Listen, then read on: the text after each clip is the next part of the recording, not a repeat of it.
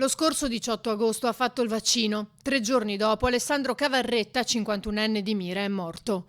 La Procura di Venezia sta svolgendo gli accertamenti per verificare la denuncia esposta dalla famiglia ai carabinieri contro ignoti. Cavarretta si è vaccinato con Pfizer nel punto di Oriago. Dopo qualche ora aveva già la febbre alta e il gonfiore alle gambe.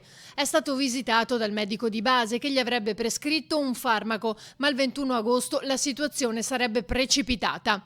I familiari hanno spiegato che il 51enne non riusciva a svegliarsi, quindi hanno chiamato il 118. Una volta giunti sul posto, i sanitari hanno tentato il massaggio cardiaco, ma ormai era tardi.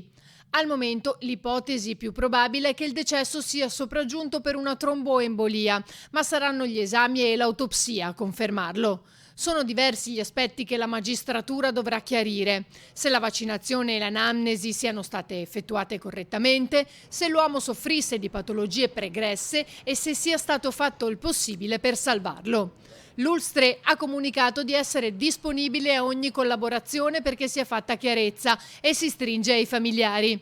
Nell'interesse della campagna vaccinale in corso, comunica l'azienda sanitaria, andrà fatta ogni verifica su eventuali collegamenti tra la somministrazione del vaccino e la sintomatologia nei giorni successivi con l'esito infausto.